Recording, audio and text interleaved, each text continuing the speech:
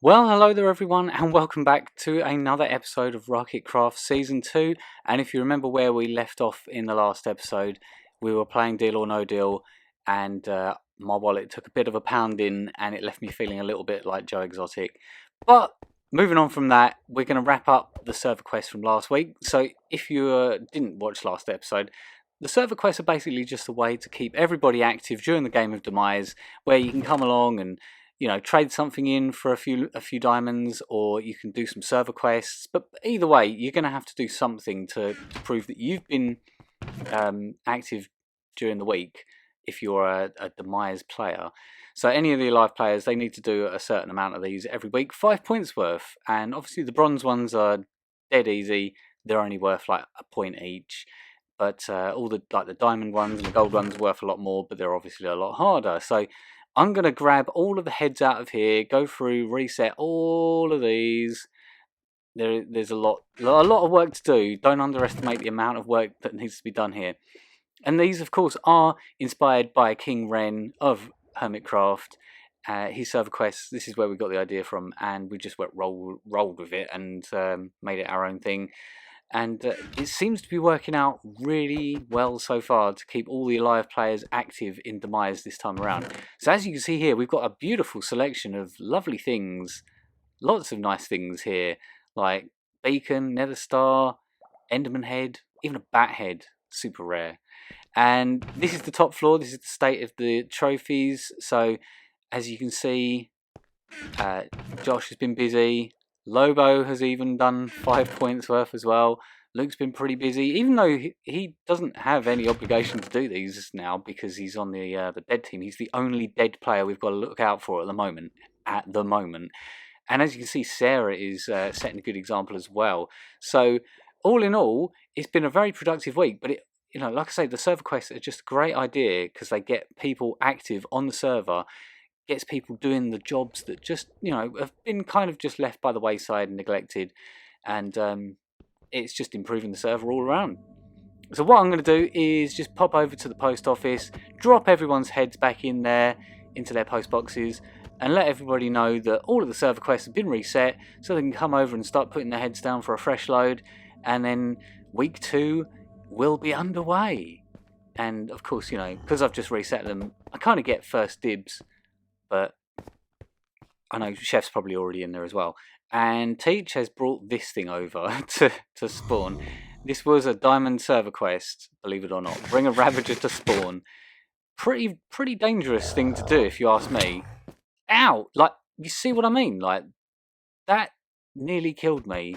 Yes, I have a totem, but in gold armor, you're so squidgy, you don't realise how squidgy you are. And a Ravager... that just took 6 hearts off in one go. So there are some very, very dangerous ones for the crazy people out there. But all in all, like the majority are just like sort of build some stuff and help out basically. So I've popped over to the server quest building before anyone else gets in there, and I am going to take up another gold one. I don't know why, I love gold. And I just seem to gravitate towards the gold ones. So I've been putting this one off for a little while, and I was like, I'm going to do a server quest for this one. So I'm going to build a new stock and shop it. I'm going to stock a new shop and build a new shop. And why does 1 + 1 = 7? Put the answers in the comments down below on that one. But anyway... Before we build this new shop though, it's time to build a statue, because I haven't built a statue for such a long time, and I've been meaning to do this one for a long time, but I needed to get some good pictures of the player's skin. So here we go, enjoy.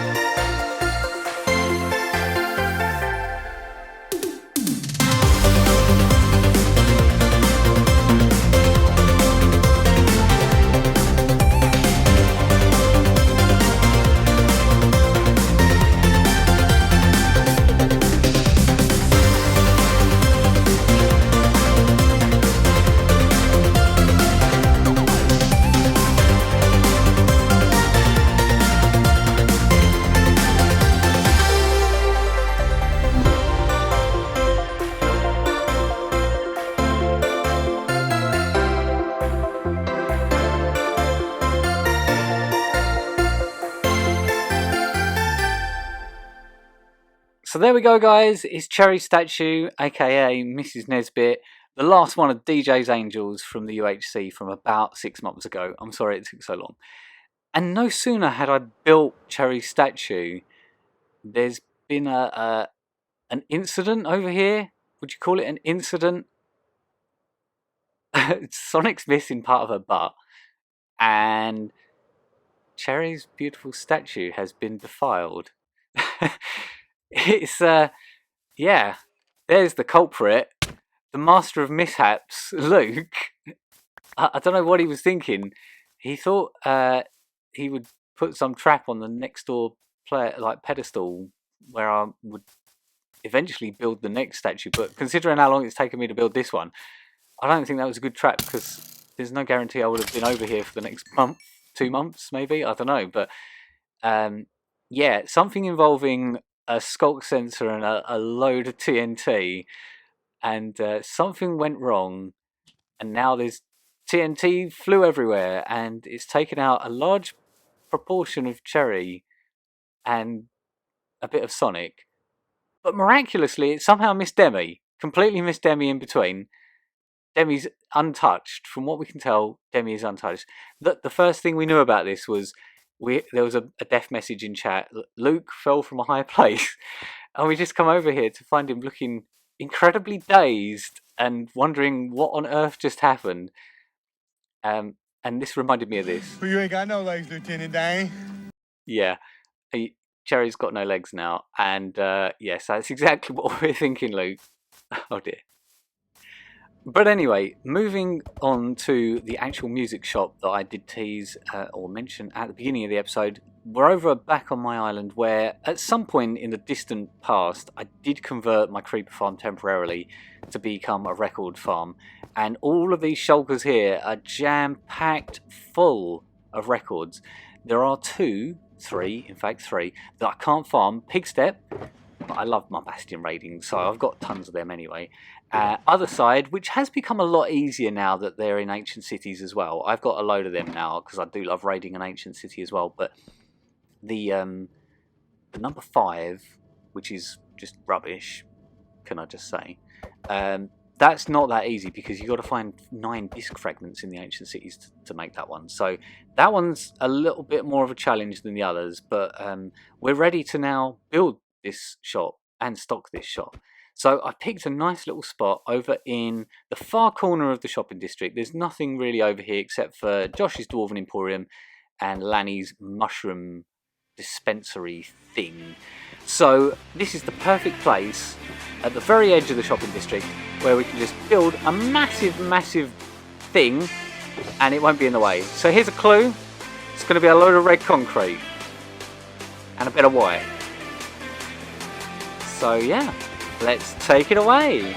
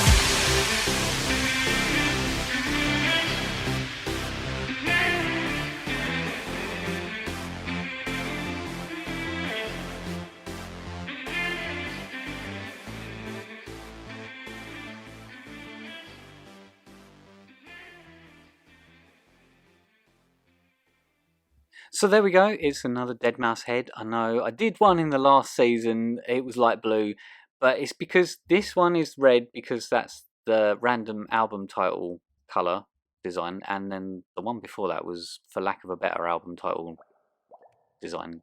But if you're a Deadmau5 fan, you'll get it, okay? So anyway, we've put a water elevator in to get into this shop because it's up in the sky. And yeah, it could not be easier to use. But of course, this thing needs an interior before we can actually stock it. It's very bare in here. There's a bit of an echo. Echo! Echo! Yeah, there's not a lot going on in here, a bit like my head.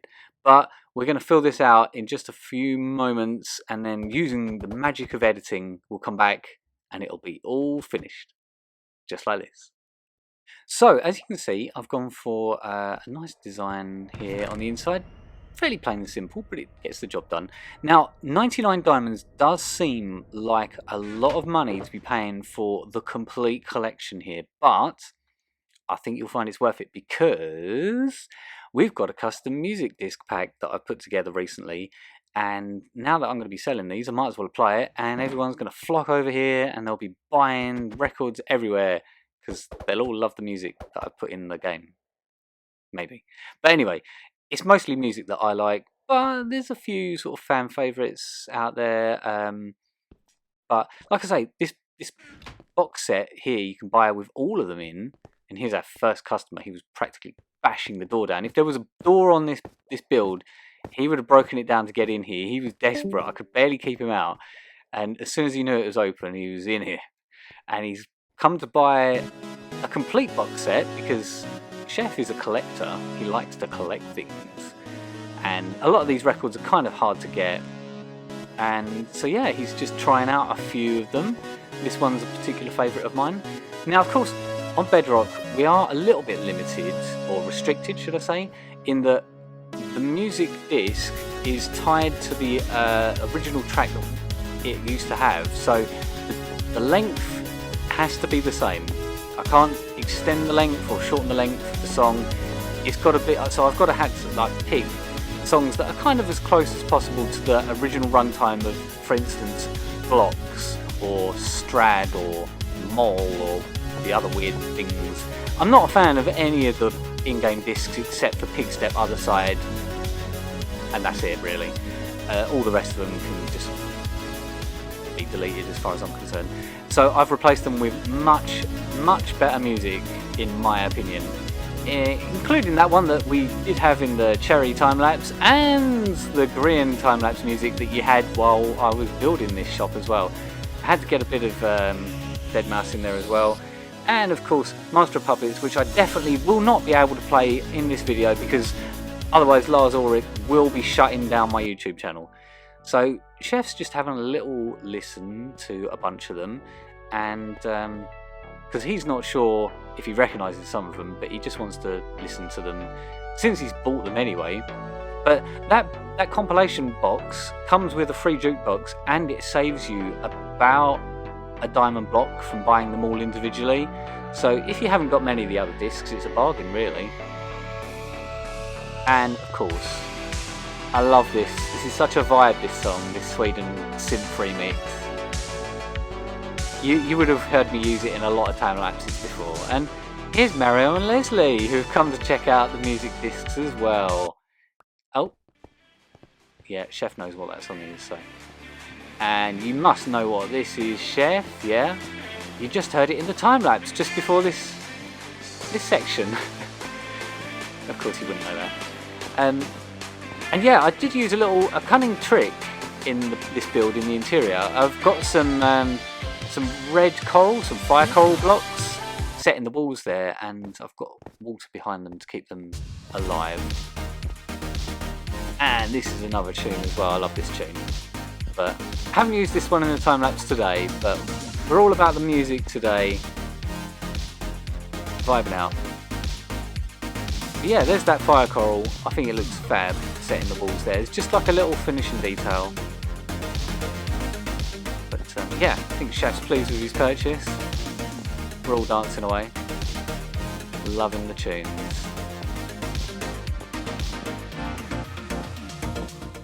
So yeah, that was Music Disc built. Music Shop, should I say. Music Shop built and stocked. So I can tick that one off. And the horsemen are still hanging around on this building. That's what happens when you go AFK in this building, because this is the one place on the server that the dead people are not allowed to trap, because obviously all the alive people have to come here to do all their server quests each week. So we're saying this is a safe zone. They're not allowed to do anything in this building trap-wise. So, yep, I can take that, take the diamonds, and pop that in my chest on the top floor. Where's the top floor elevator? I built this and I get confused where the elevators are and how they work.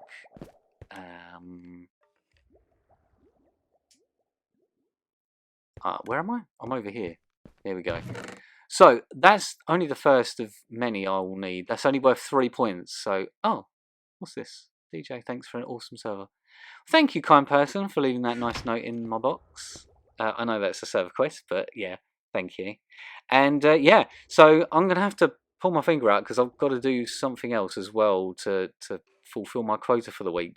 So I don't know what I'll do yet. But while I was over in the spawn area, someone had a mishap. Poor Lobo. People thought he was going to be the first person to die in Demise, but he wasn't. But he is now dead. He also had a flying accident as well. There's so far there's a pattern of deaths emerging in this Demise, and it's all Elytra related. He said he was flying and his wings closed, just randomly deactivated, and yeah, he fell to his death. He didn't have a totem either because someone had popped it at some point before then, and he'd run out. We're not naming any names, but we know who likes to pop Lobo's totems. Bless him. So, yeah, Lobo's a little bit down in the dumps. Bless him. He's a bit hard on his luck. So I thought I'd come over and cheer him up. And of course, what better way than to wait till he goes AFK? And remember last episode, he got that Curse of Binding dragon head stuck on him. Welcome back to having a Curse of Dragon head stuck on you again. Oh, I'm sorry, Lobo. It's nothing personal. I just, if you've been watching these episodes for a while, I am a little bit mischievous. A little bit. And I couldn't help myself. I just couldn't fight the urge to stick another dragon head on him. Don't be sad, Lobo. It'll get better. Poor guy. But yeah, he does have a habit of going AFK as well, which is often dangerous on this server, especially if you've just died and you are naked. But yeah, poor Lobo. Okay, he's still AFK. He has not learnt his lesson. So I'll come back.